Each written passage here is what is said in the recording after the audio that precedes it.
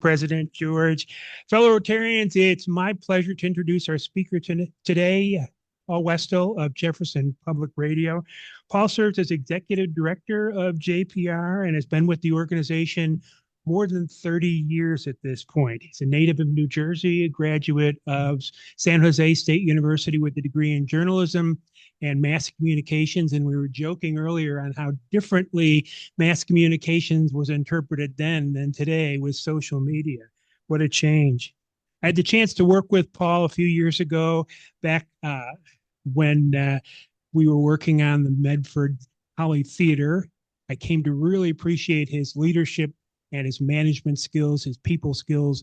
He's largely responsible for the renovation and the reopening of the Cascade Theater down in Reading, and he's played a similar role for the Holly Theater here in Medford.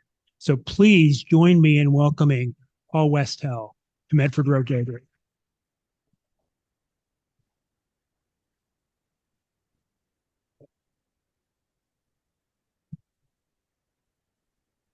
Thank you. You all look very different on the radio. I thought Peter Sage was 29 years old. Appreciate the opportunity to be here with you today. And I thought since we're in the radio business, I would start today with a piece of audio. And this piece of audio is Ira Glass, the host of This American Life. And he is reading the original mission statement of All Things Considered in 1971 when the program was cast. I heard, back in reading a lot of that history, the program was quite terrible, but it had a big vision. And I think it's a vision that we still try to follow today. But I think it's a piece of audio that we've recently uncovered, and I'd like to play for you. It's only about 90 seconds long. National Public Radio will regard the individual differences among men with respect, joy, rather than derision, hate. It'll celebrate the human experience as infinitely varied rather than vacuous and banal. Total service should be trustworthy, enhance intellectual development, expand knowledge, deepen oral aesthetic enjoyment, increase the pleasure of living in a pluralistic society, and result in a service to listeners that makes them more responsive, informed human beings and intelligent, responsible citizens of their communities and the world. National Public Radio will not regard its audience as a market or in terms of its disposable income, but as curious, complex individuals who are looking for some understanding, meaning, and joy in the human experience. The program will be well-paced, flexible, and a service primarily for a general audience. It would not, however, substitute superficial blandness for genuine diversity of regions, values, and cultural and ethnic minorities which comprise American society. It would speak with many voices in many dialects.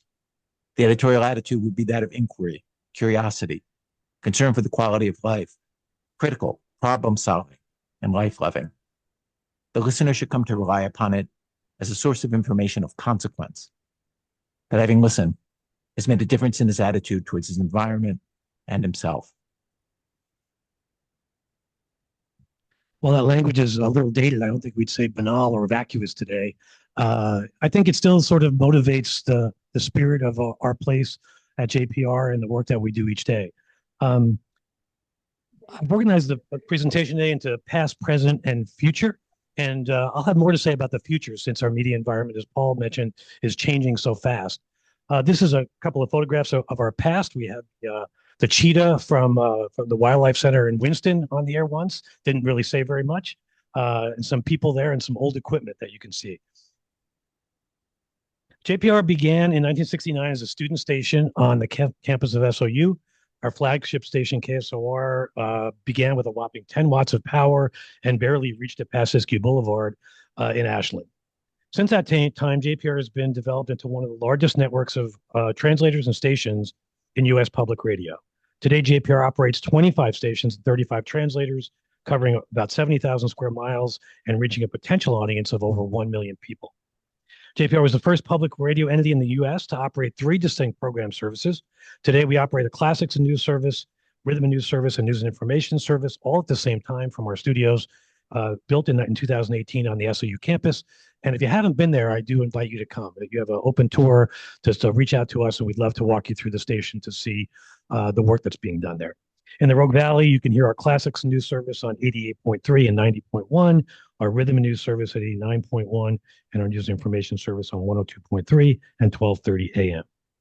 JPR has also received over a dozen regional and national news awards over the last 3 years alone, including 2 prestigious Edward R. Murrow National Awards for journalistic excellence.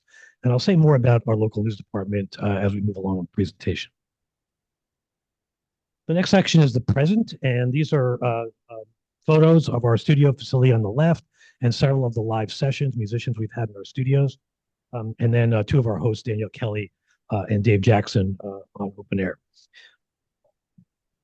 By most metrics, JPR is one of the most successful public radio organizations in the country. Over 20% of Rogue Valley residents tune in each week to one of our stations. JPR's weekly regional audience now exceeds 100,000 listeners. We have over 60,000 unduplicated web and mobile website users that come to our website each month. The JPR newsroom is now comprised of 8 FTE professional journalists. I'm not sure if that is the biggest in the Valley now, but it sure has grown and taken on a more important position. JPR produces over 90 hours a week of local programming, including the Jefferson Exchange, newscasts and features, open air, First Concert, and Siskiyou Music Hall. This is important because in the changing media environment, it used to be that providing a national signal was something of value and of consequence. Nowadays, you can get All Things Considered Morning Edition in hundreds of places across the country at stations. So adding value and having a local programming vision is really essential. When you listen to JPR, you should hear what life is like in Southern Oregon and Northern California and the region we serve. The future. This is Darren Ransom on our tower on King Mountain, our newsroom meeting on the left there, and some of the awards that we've won. The future. I've organized this into several themes. The themes kind of correspond to our mission, and they are kind of connected to our work every day and our strategic vision of what we're trying to accomplish. The first one is responding to our times. We all know that we no longer live in the media world of the past, where 3 news networks dominated what we heard and saw as news, local newspapers thrived and made money, and all radio and TV stations broadcast some form of news. Today, JPR has a very different, I would suggest, more essential role in providing news to communities we serve. In order for us to succeed in this effort, we need to create a sustainable nonprofit business model that continues to serve both our traditional radio audience, where most people listen, while also reaching younger audiences using digital platforms. We need to adapt our work to create cross-platform content that meets audiences where they are. For every story we produce, we now ask ourselves how we can adapt it to amplify its impact. How does a segment on the Jefferson Exchange get adapted to become a morning edition feature, then a podcast, and then a feature in our magazine, the Jefferson Journal?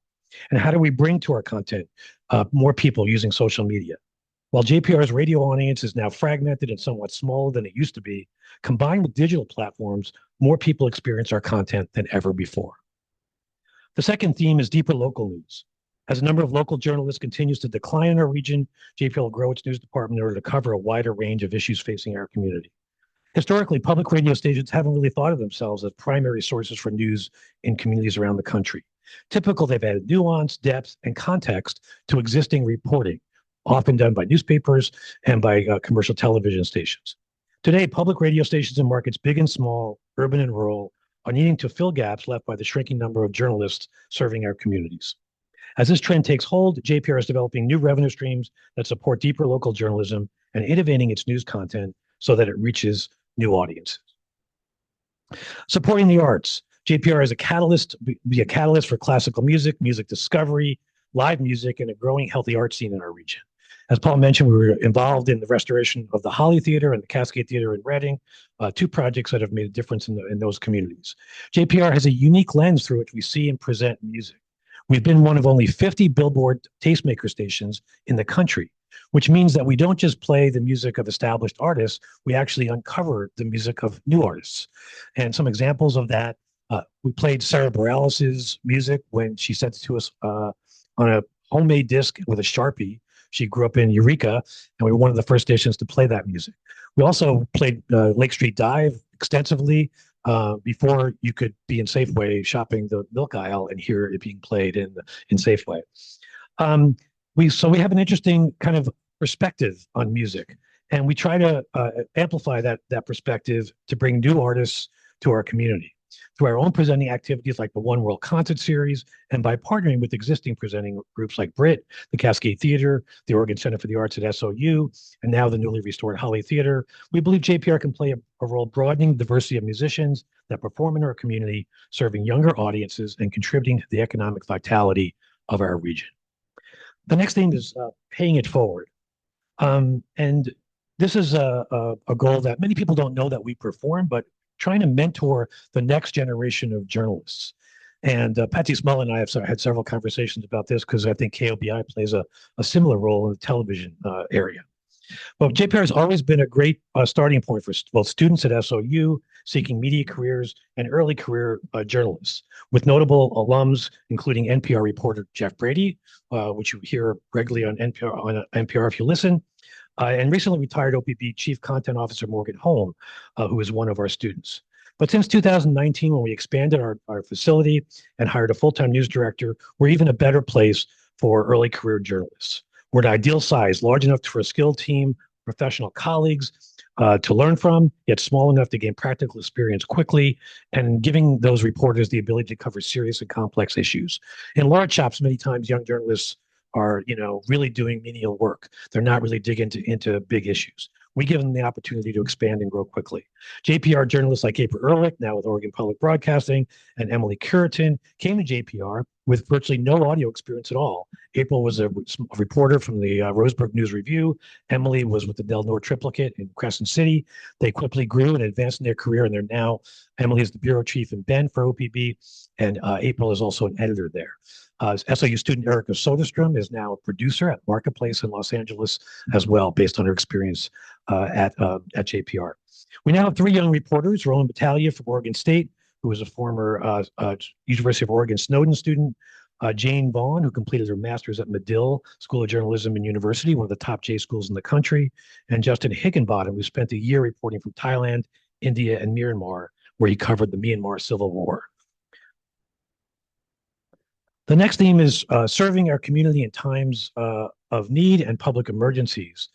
We learned a lot from the Alameda and South Open Chain fires of 2020 about our capacity and ability to serve the community. After those incidents, we recognized that we really didn't have the technology in place. The systems and protocols weren't there to effectively serve the public. In addition, the mechanism of communication links the public safety agencies like the Sheriff's Department and emergency managers were really very inadequate.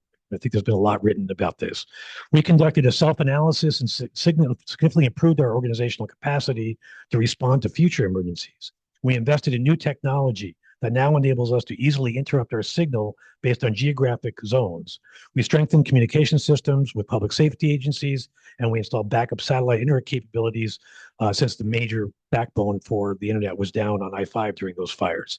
We also developed protocols for action and a command structure for quick decision-making. We also trained staff and empowered them to act when management couldn't be reached to make key decisions. And we equipped our studios with sleeping gear for 25 people, along with food, emergency survival equipment, and water, so that staffs could both serve the public and also be safe with their families. Many of our staff, especially our newsroom, lived in Talent and had to go evacuate their families and didn't really have a place to go after that. So we ended up in a situation where we couldn't get our personnel back at the studio. So we needed to solve that problem. And now we have gigantic shelves and stock a lot of stuff in the JPR studio. The importance of collaboration. This is really an important goal of ours. We can accomplish so much more by leveraging the resources of other public radio stations, our SAU campus colleagues, and other community organizations. Our expertise is in developing content for listeners, and we can do that most effectively by engaging diverse community partners, which are addressing issues and developing programs that our listeners want to know more about in the areas of science, history, the environment, education, and the arts. Examples of these partnerships include JPR Classical host doing pre-concert talks at BRIT this past season and several years prior, development of Underground History, a segment on the Jefferson Exchange produced by Chelsea Rose of the SOU Anthropology Lab, which won an Oregon Heritage Award last year, and the election coverage coordinated with our colleagues at OPB in Portland, KLCC in Eugene, and newspapers around the state. JPR also participates in the Northwest News Network. This is a collaboration of 7 public radio stations in Oregon and Washington, which share news content and work in tandem to cover regional issues. During the coming year, I'll be chairing this group as we consider developing a formal relationship with NPR to become an official NPR news hub, which would give us access to shared resources like investigative and data journalists to support our work. The last thing is adapting to the loss of federal funding. And I think everyone's pretty aware that this past July, in a rescission bill, Congress rescinded previously appropriated funding for public broadcasting, which created a real dire situations for public media organizations around the country. We recognize that we can't achieve our goals without adequate resources. Since losing that funding in July, listeners have stood with us, increasing total listener support by an amazing 134% over the last period, July through October, and raising the entirety of the $525,000 in federal support that we lost. I thought we could do it by the end of the year, but we accomplished it by the end of October, which is a real victory for the station and for our listeners.